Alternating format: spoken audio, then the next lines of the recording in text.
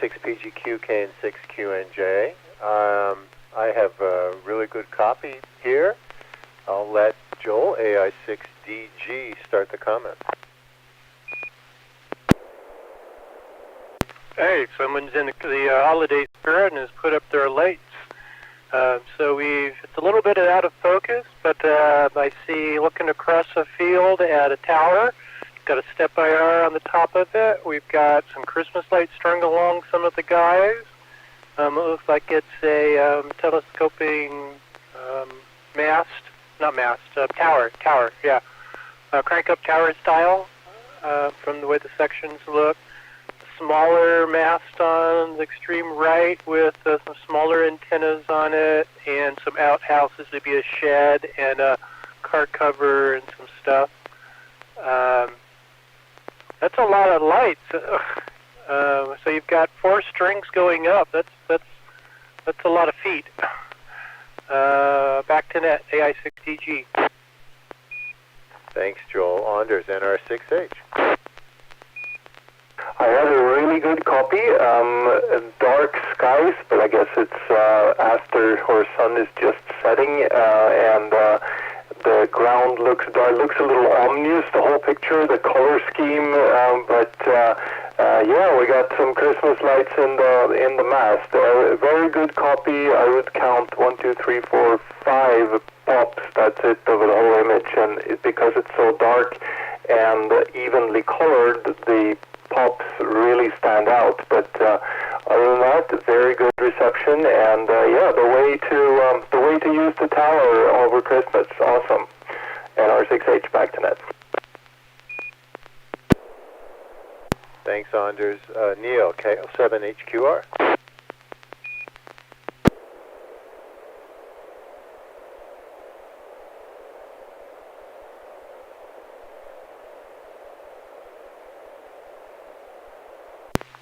Neil, are you there? Yeah, I was talking about commenting on a picture using my HF rig microphone, so my apologies. I will refrain from saying any further comments, but I believe that those white dots that we see there may be planets in the picture instead of just artifacts. Beautiful picture, Bob. Very good copy, and it looks great. Back to net. Thanks, KL7HQR, KP4MD. Okay, this is KP4MD. I don't know if you notice, if you look on YouTube, I only got the bottom half of that picture. I was fumbling around setting up the YouTube's live stream, so didn't get the signal link actually connected until you were halfway through the picture, so I'll pass on this one. Copy. And I don't have much more to add, but it's a very cool picture. And Bob, N6PGQ, can you tell us a little about it? Oh, sure. Well, my wife and I spent the majority of the day putting the lights up on my tower. Neil's been there, so he's seen the setup. There are 750 LEDs on,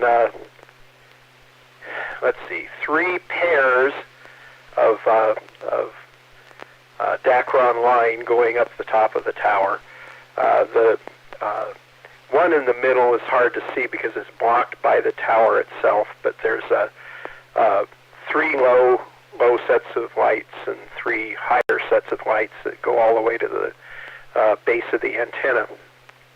It's a step IR DB18 antenna, and on the right, on the very right-hand side, is a 2-meter horizontal antenna for a sideband, and then a, let's see, what's next? A 220 beam, a 440 beam, and a 2-meter vertical, and off about mid-picture to the right is a 10-meter vertical antenna, and you're right, it's a white shed. That one's mine, and then the other's a little barn that's there. N6PGQ. Thank you very much. Any questions for Bob before we move to Joel? KL7HQR. KL7HQR. Well, the one thing Bob is not mentioning is that when his tower came down and was rebuilt, at the time that we put it up and put the antenna up, there was a discussion: should we put the lanyards for the Christmas lights or not? And Bob resisted the idea. Maybe we don't want to put it up. And the family and all of the rest of us kind of insist a little bit. Finally, he gave in. Congratulations, Bob. That was a great decision. Just looks beautiful. Back to that. Mike Delta. Bob, any comments for Neil? Yeah, he gets to chip in if it goes down again.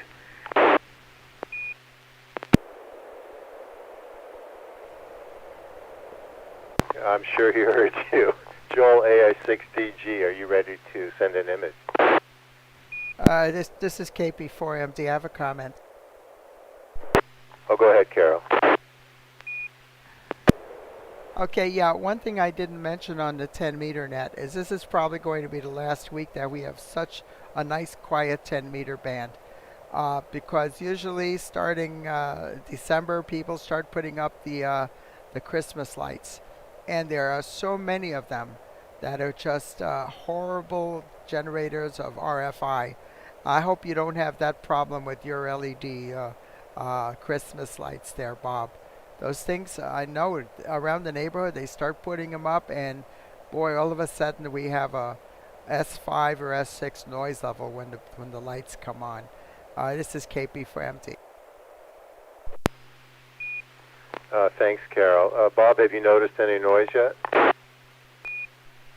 Well, I haven't used the antenna that the lights are hooked to this year.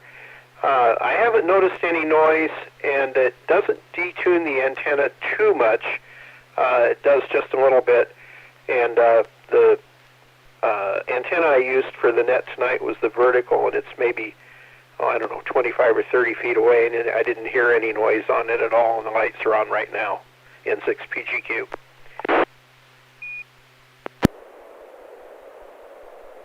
Carol, any comment? No, just mentioning it because we've noticed it year after year. Everybody starts noticing more higher noise levels, noise floor on the HF bands with the Christmas lights, and it's cheap electronics coming out of China there. Thank you very much. This is KP4MD. Thanks, Carol. I definitely am seeing it on my VHF, UHF scope, particularly VHF, as the lights are going up. Okay, let's start with Joel, AI6DG. Are you ready to send an image?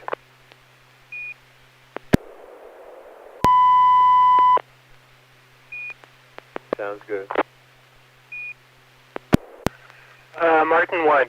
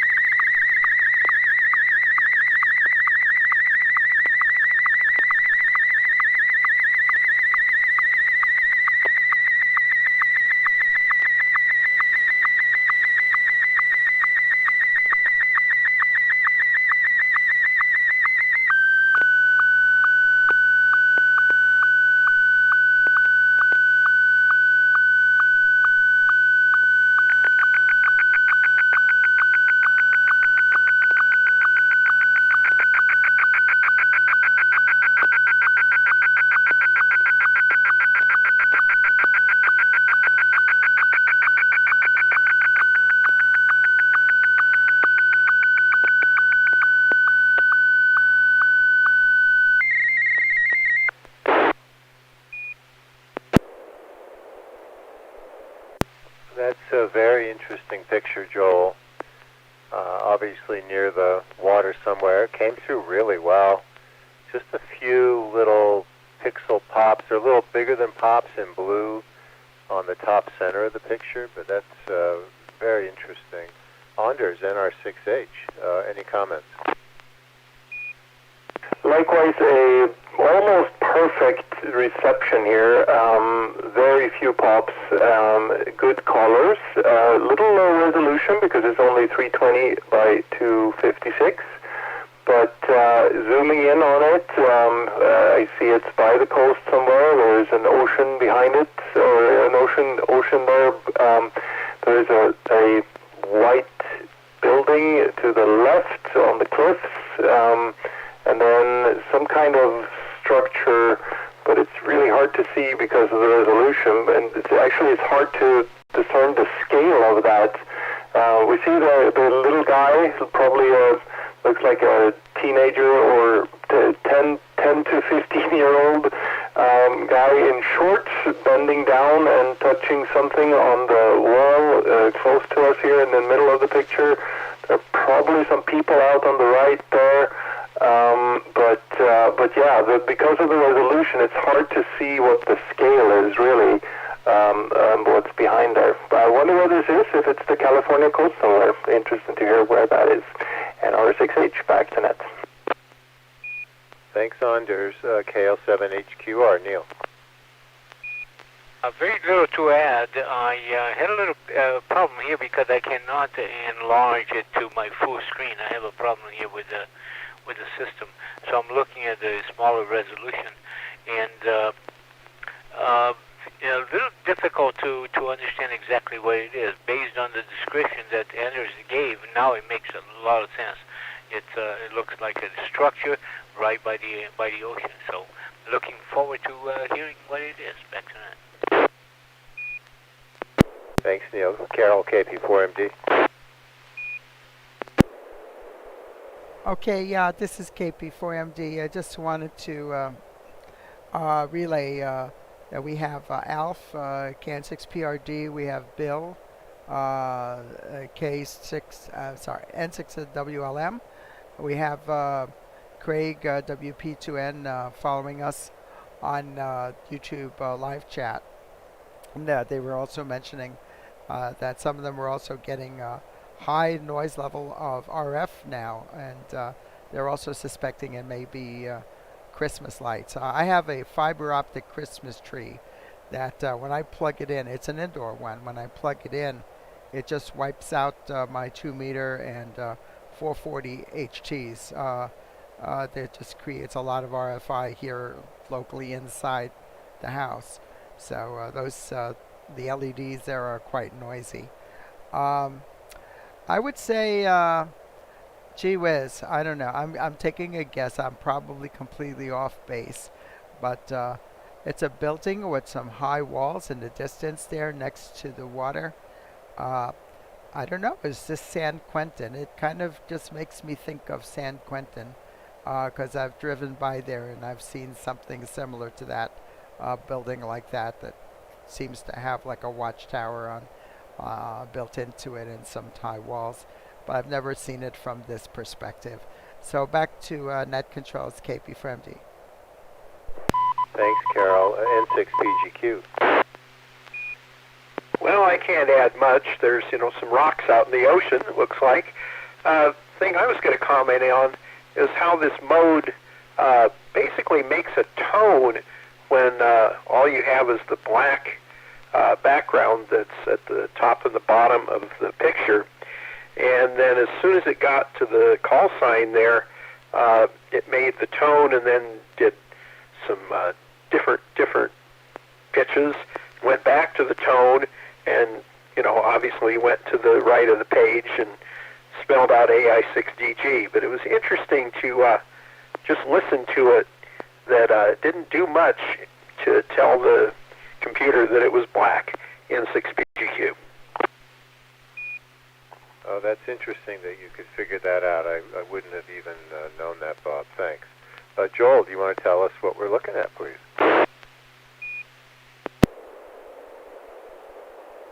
So this is down outside of San Francisco. I guess it's actually still in San Francisco. This is the Sutro Baths ruins, and that's Cliff House off in the background. So just out of sight on the left side, and the other side of Cliff House is Oceanside Beach and the Dutch windmills and the end of Golden Gate Park. I think that's, no, it's not the Panhandle. Panhandle is somewhere else. So the scale here is pretty big. Sutro Baths was a very large fresh and salt. Is it all salt water, or was there some fresh? I think it was all salt water baths.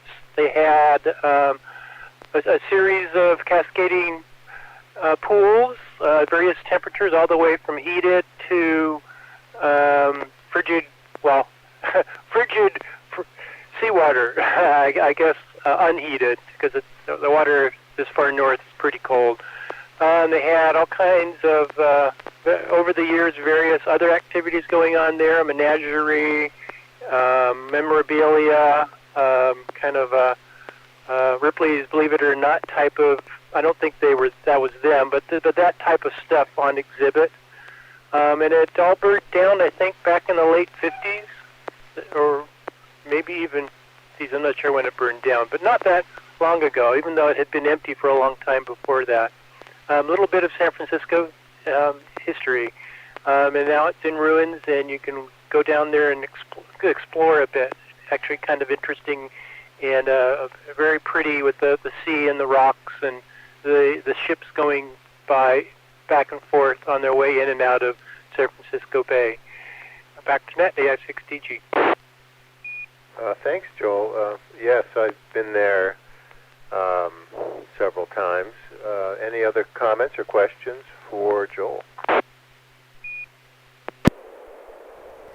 I do have a comment for Bob. KP4MD, go ahead. Okay, thank you very much. An excellent picture, and thank you for sharing that, Joel. But I want to make a comment on Bob's comment that he was saying he was listening to the tone as the picture is sweeping across the black part, and it's a single tone there, and you heard when it went over the call sign, the little bips where it was coding the letters, changing from black to white. That's very interesting. And yeah, you're just hearing the way that the image is coded. The tone it corresponds to a particular luminance at the time while it's doing a raster and kind of sweeping across horizontally from left to right. There's another ham that has a YouTube channel. His name is Bert Fisher, K1OIK. I don't know if any of you know him, but he recently has been posting some very interesting YouTube videos, and in one of them he's using his Elecraft KX3, and he's tuning around the band, and he tunes over the FT8 segment, and he says, oh yeah, this is FT8. Now he's just describing what's going on there, and he said, yeah, this is the FT8 QSO party, and I can copy this in my head. This is some guy in I think he said in New Zealand talking to someone else in the States, as if he could decode it in his head.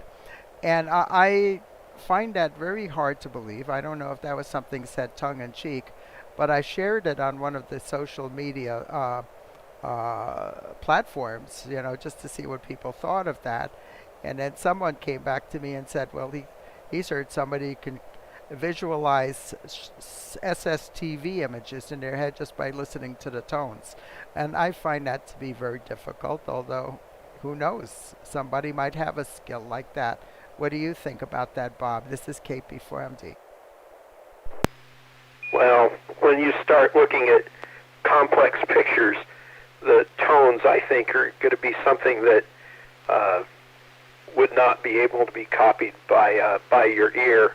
Although there might be people out there like some of the folks in the W6S FM club that can good copy with Morse code. So, who knows? I wouldn't think you could do it, but, you never know. N6PGQ.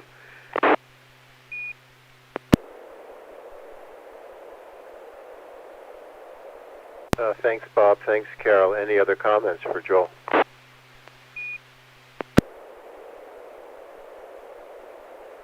In R6H, are you ready?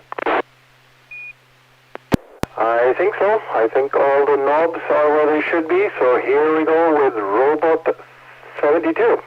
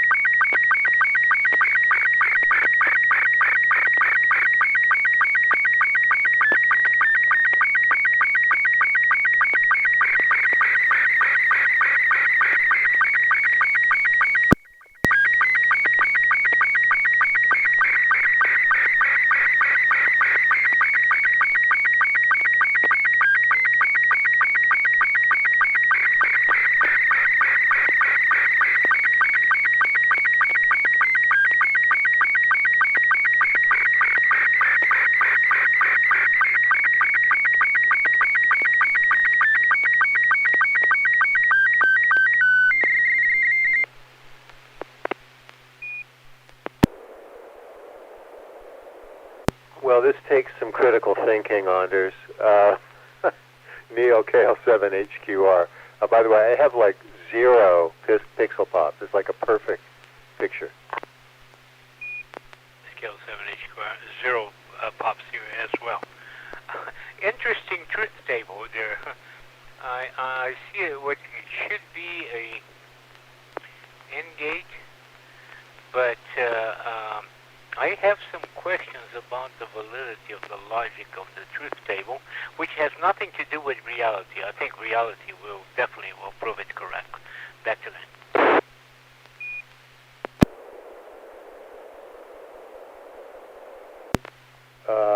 Okay, thank you, Carol, KP4MD.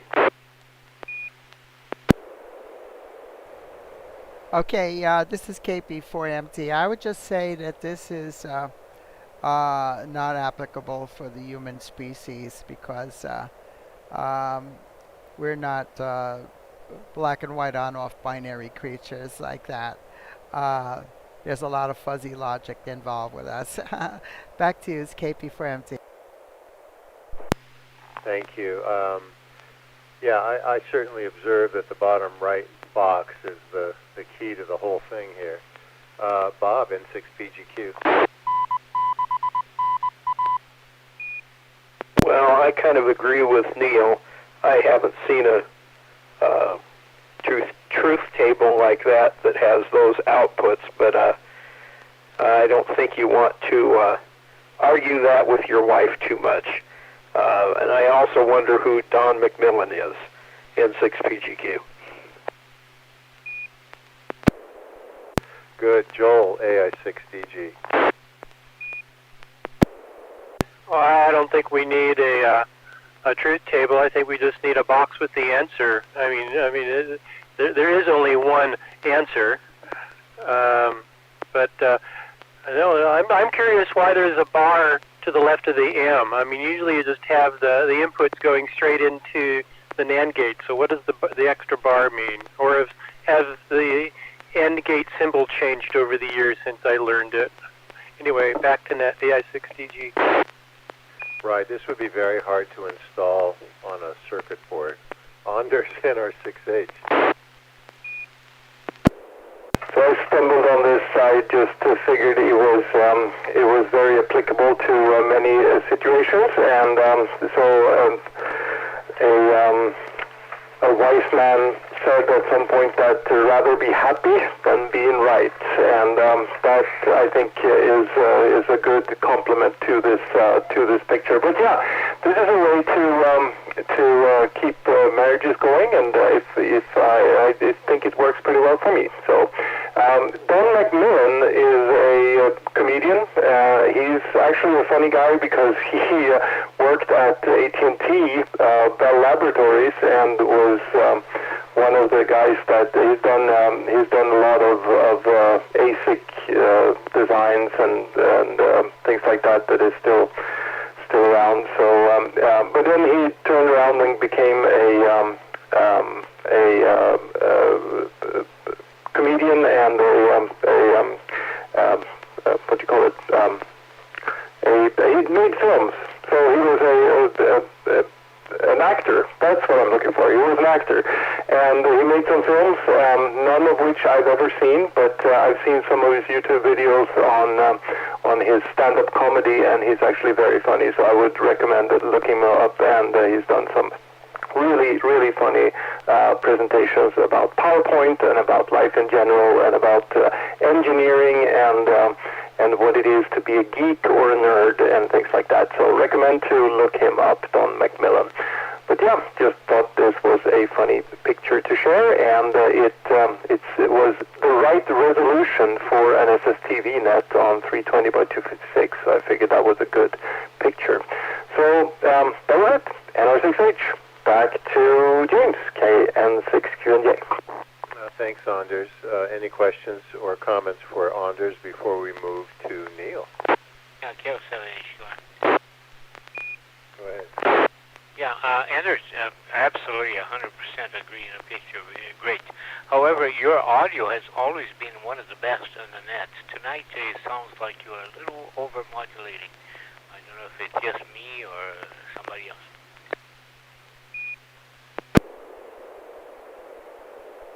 I'm noticing it too a little bit, but what do you think, Anders? Did you make a change with your sound output?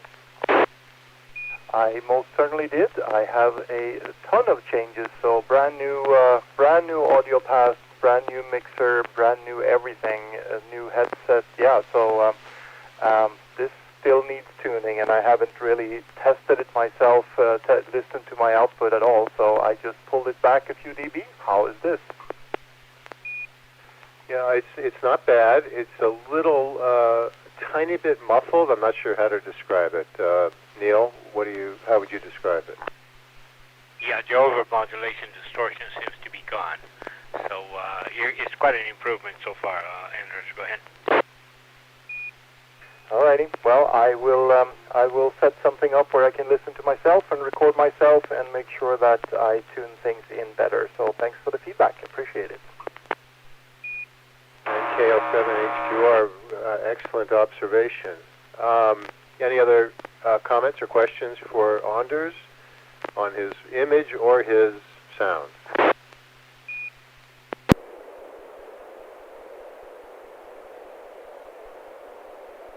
Okay, Neil, KL7HQR, it's your turn.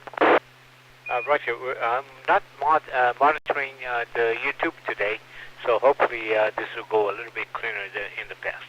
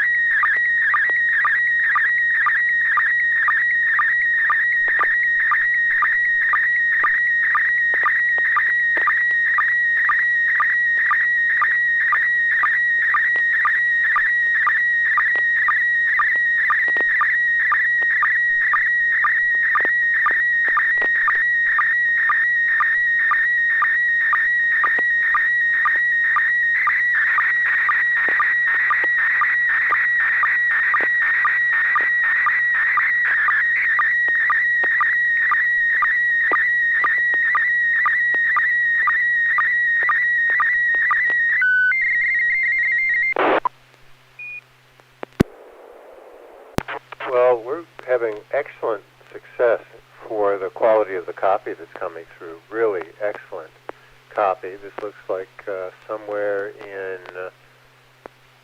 Europe, somewhere. I will pass it to Carol, KP4MD, for our first comment. Okay, thank you. This is KP4MD. I'm going to guess, since excuse me, tide is the clue. This may be the Mont Saint Michel Abbey in Normandy, France. That's connected. Excuse me. Wow. I'm sorry.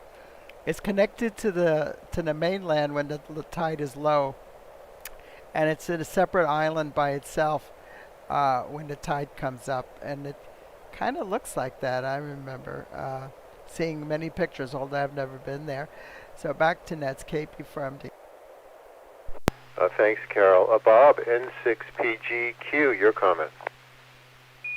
Well, phooey, Carol went ahead of me. This is actually one that I knew with a helpful reminder from my wife. It's Mount Saint Michel, and all I can say is that I believe Ravel wrote a piece about that. So, what the heck? There it is. I was going to guess Bay of Fundy, but that probably didn't work. N6PGQ. No, that wouldn't work. Joel, AI6DG. I think Carol got it. Although this is not the normal view you see of this. This is close and low, where you can't see the tidal flats around it. Usually you're further away with the tide in, so it looks like it's an island.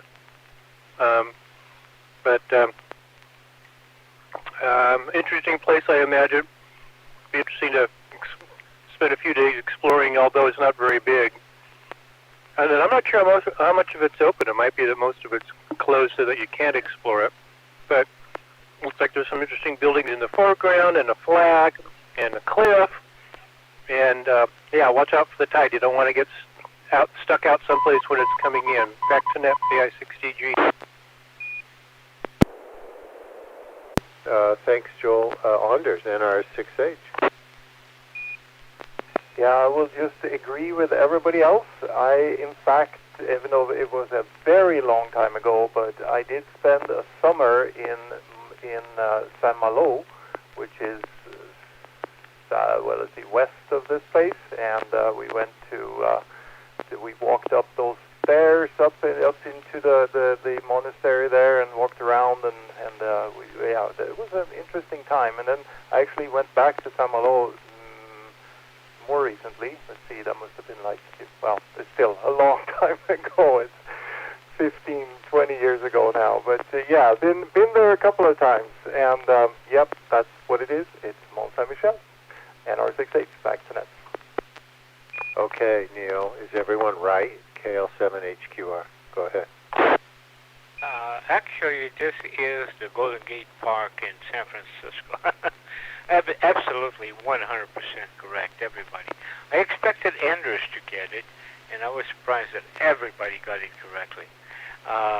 It's Mont Saint Michel. This is a picture that I took from just about to leave after our visit. We just had a cruise down. We stopped in Cherbourg, which is... and Mont Saint Michel is kind of interesting because everybody knows the fact that it becomes an island and becomes a peninsula depending on the tide. But what people don't realize that is right in the middle, in the dividing line between Normandy in France and Normandy and I forget the other segment of France. It depends on how the river runs. Depends on where Mont Saint Michel is. So it's quite an interesting visit. As Anders mentioned, you can actually climb out all the way. The rock itself is about 200 and some feet. And then the monastery, or the abbey, is built upon it, and some of it was built in the 1100s, sideways, kind of expanding the horizontal girth of it, and then the buildings are built upon that, and you have another 200-300 feet above that. Quite a view. It was my wife's bucket list, and we just made it on our last cruise a month ago. So I just wanted to share it. Back to Nat. Wow, and welcome back. I bet you had a great time. Thanks, Neil. Any comments or questions for Neil? NR6H? Go ahead. I believe the region you're looking for is Bretagne. That's to the west of Normandy. So that's probably, I think that's what it is, NR6H. Carol, go ahead. Yeah, I have another question. Have you been to there's another monastery that also is on a tidal island up in the northern part of England, Lindisfarne, which has a walkway that's exposed only when the tide is down. Over. Scale 7HQ. No, I have not, and I would like to hear a little bit about it because we're about to take another cruise that goes around the British Isles. And as far as Xander is concerned, yes, Brittany. Yeah, in English, it's Normandy and Brittany. And Bretagne is the dividing line. That's absolutely correct. Carol, can you tell me a little bit more about that area you're talking about in the UK? Yeah, Lindisfarne. It's historically significant because I think it was one of the first monasteries in the north of England that was raided by the Vikings. They completely destroyed, they killed all the monks there and stole all of the valuables. I don't know if maybe Anders knows a little bit more about that since he's from that part of the world, though. Yeah, Roger. Thank you very much. I'm going to look into that and do a search for it. And by the way, there are 19 monks that live in Mont Saint Michel at the moment. You always think that there are so many of them, and it's a dwindling group. At the bottom of the island, there is a village with a lot of obviously tourist restaurants and souvenir shops. But the abbey itself, it was incredible. So anyway, thanks for sharing. Thanks for putting up with me sharing this KL7HQR back to Nat. KL7HQR. Let's toss it to Carol, KP4MD, for her picture. Okay, this picture is going out, also PD120.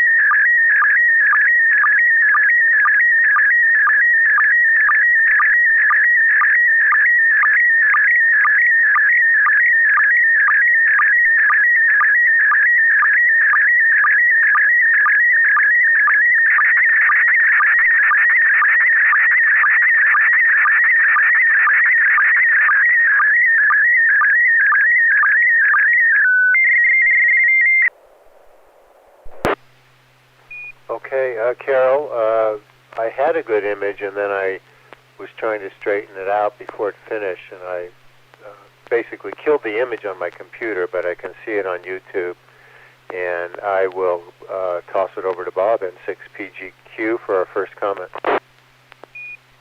Okay, well, this is the one I didn't want to be first. I don't know, it kind of looks like Carol's recharging her Christmas tree or something like that. I can't tell. There are a lot of pixel pops, and you could hear them on the audio. Red lights on the tree, mostly. At the bottom of the hoops or whatever that is. I can't tell exactly what she's done to her poor tree. I'm going to have to wait and listen. N6PGQ.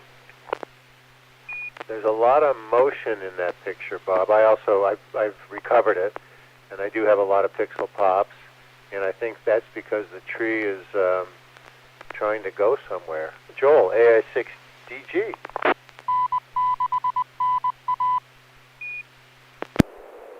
Yeah, this is confusing. I'm not completely sure what I'm looking at. So it kind of looks like a Christmas tree because we've got a lot of foliage, green, and we got lights, but it doesn't go to a peak at the top, and we've got these rings from the middle up, and down at the bottom the lights are in way too regular of a pattern. The red ones at least are. So do we have like some sort of hoop frame that a bunch of pine boughs have been arranged on with the lights? Looks like we have a camera of some kind, that square thing with the round black in the center of the tree, center of the photo. But then on each side of it we've got, are they bows or clips of some kind of what? And what's the thing on the right side that's kind of ovalish with a light in the middle of it? Is that another camera? Well, whatever it is, it's in a corner of a room, a window in the background, and a red light kind of facing towards us and a white light facing out the window. But yeah, between the resolution and all the pops, and it being something something different, we're having trouble figuring out what we're looking at. Back to Net, AI6TG. Thanks, Joel. NR6H. Yeah, I second what everybody else has said here. Lots of pixel pops. The bottom half looks relatively sharp. It's a little confusing with that very regular pattern of red lights in the tree there, and then the hoops, the white hoops that kind of go around the tree, and then it looks like the top piece of the tree is kind of flattened out, and maybe it's got motion blur. Is it spinning? Maybe it's like a little go-around thing for Chippendale, and the camera is to monitor them. That would be a thing. And then it looks like to the right where the white section starts there.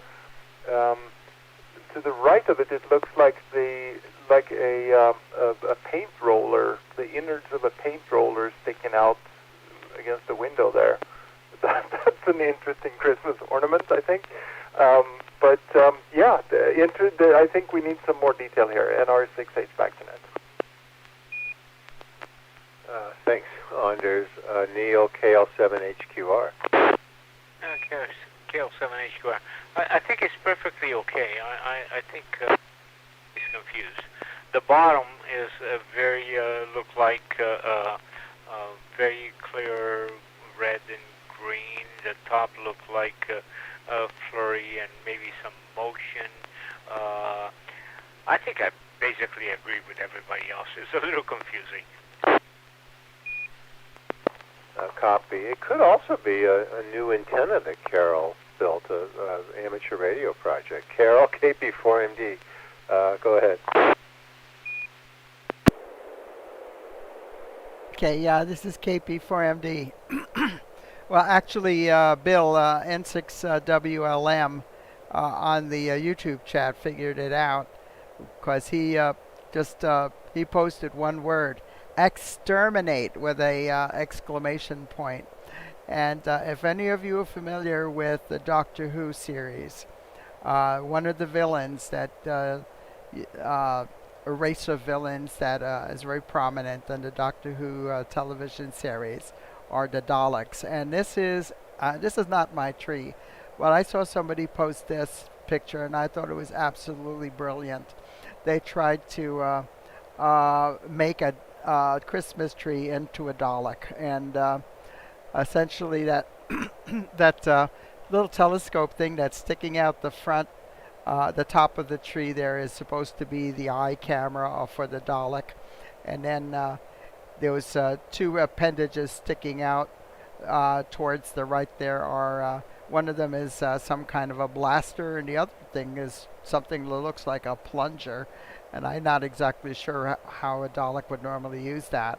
And then they have these on the bottom skirt of the Dalek. It has these round balls that are in that order, and those are supposed to be explosive charges of some sort or another. So if I know the aspect of the picture is a little bit distorted. It's actually supposed to be a narrower picture, and the MMS STV expanded it horizontally. So I think you might have noticed it. For those of you who are familiar with the Doctor Who series, you might have recognized it better if it was in the normal aspect. Back to you, KP4MD. Thanks, Carol, KP4MD. Well, I know about Doctor Who, but I'm not an aficionado, so I don't know about these characters. I didn't get into it enough, but clearly I should. Anyone have questions for Carol? And R6H. Anders, go ahead.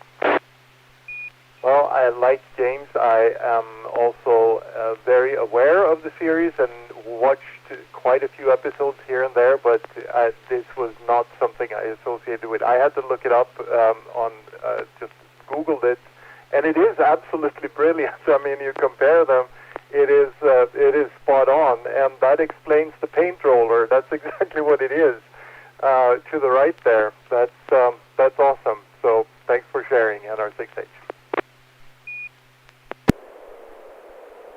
Thanks, Anders. Any other questions or comments for Carol?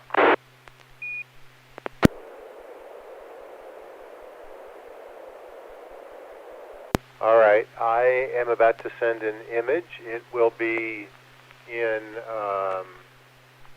stand by.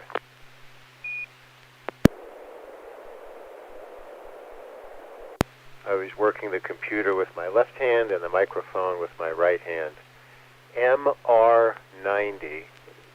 I assume I'll have tone, so I'm just going to go. Here we go.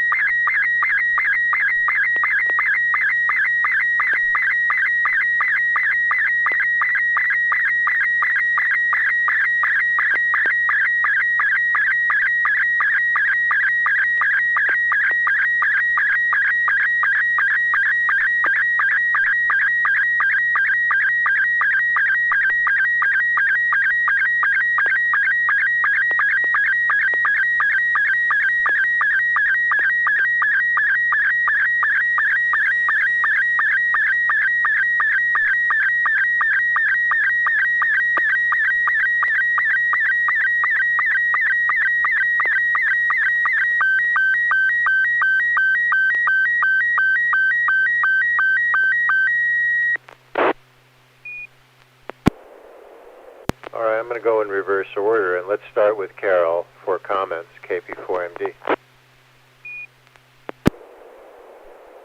Okay, yeah, this is KP4MD. A very interesting picture, black and white, and I see what looks like a desk in the background there with a laptop computer on the right side, something in the center there with a large display on top of it, and then another laptop on the left side. It looks like a file or tool cabinet underneath the the desk there on the right hand side. A bunch of wires hanging down against the wall behind that desk, and then in the foreground on the right side there's a there's a couple of handheld radios with their rubber duck antennas and a microphone and a little desk stand. And I don't know if that's a pair of headphones in the very close foreground. But interesting picture. I'm not sure where this would be, but it looks like it might be somebody's station. So back to Nets, KP4MD. Thanks, Carol. Bob, N6PGQ. Yeah, in addition to what Carol was saying, the handhelds are sitting on a shelf and going onto a cabinet that's there and might have a power supply underneath it or something that has a light rectangular bar going across the front of it. The rat's nest underneath the main station in the middle looks just like mine. It's got to figure out a way to get rid of stuff like that so that people can't see it without having to build a whole ham shack and a wall with pass-throughs. Up in the right-hand corner looks like a window with coax going out the left side of it. Picture frame to the left of the window. Might be a license in there, I don't know, and a lamp all the way in the far left corner. It's going to be interesting to hear the description in N6PGQ. Thanks, Bob. Joel, AI6DG. Well, not much to add. Most of it's been said. It looks like a nice, neat, orderly setup, and I don't think that the wires underneath the back of the desk are all that bad. Although maybe they're bad in relation to the amount of equipment there. I mean, more equipment, more mess, but it looks to me like some effort's been made to order them. One of my tricks I use is, those little vinyl-covered big hooks that you can put on garage walls. They got threads. You screw them into the studs, and they're for like putting bikes and ladders and hanging things from. They're maybe 4 to 6 inches. They stick out 4 to 6 inches. The little hook. I put a row of those at the back of my desk, and it gives me kind of a little tray or hook to support the wires and to put the wires on.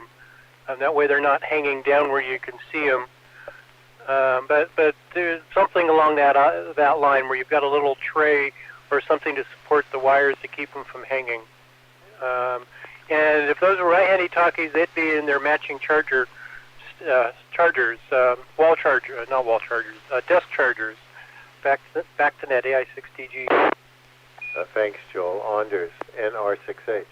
And this is KN6QNJ for ID. N6NA NR6H. So I'm going to use as a base theory here that this is the shack of KN6QNJ. And with that fundamental foundation, that means that what we're looking at straight ahead underneath the large monitor is an FT991A, and then the head unit that is on some form of arm stand to the right of the center monitor there is an FTM400.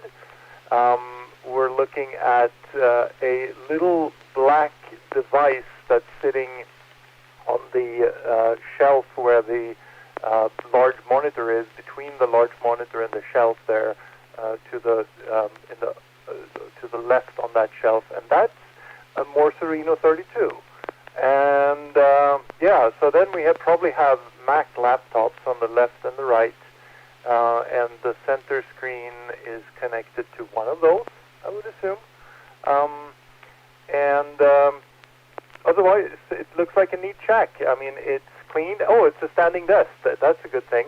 Standing desks are awesome. Love those. I have one at my office at the office, but I don't have one at home. I would like one at home too. But yeah, looks cool. Thanks for sharing. NR6H, back to Net. Thanks, Anders. Neil, KL7HQR. Not much else to add. Everybody has described it very well. It looks like, in my view, what's in the bottom below the desk could be some batteries or some kind of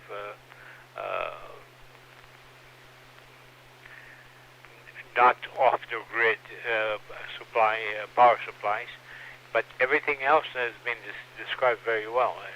Not much to say. Back to Net.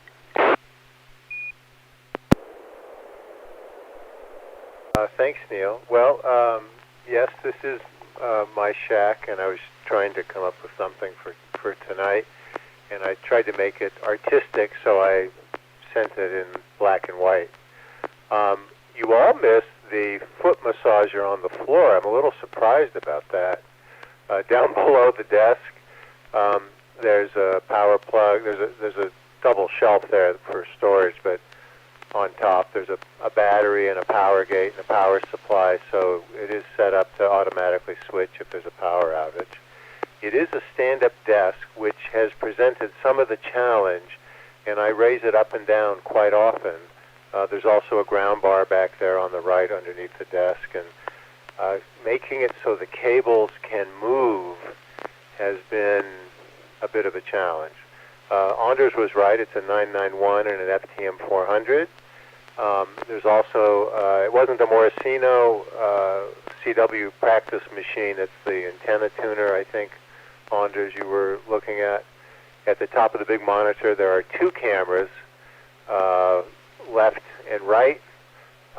One's for one job, one's for the other job, and then along the right side there are HTs and microphones. And Carol, you were right; it's a pair of a Heil headset.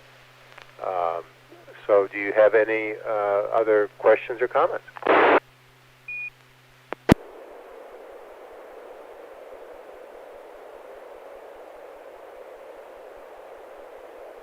All right, hearing none, and we are at 10:05.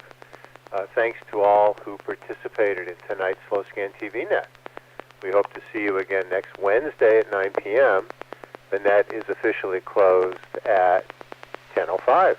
This is James, KN6QNJ, wishing all of you a very good evening.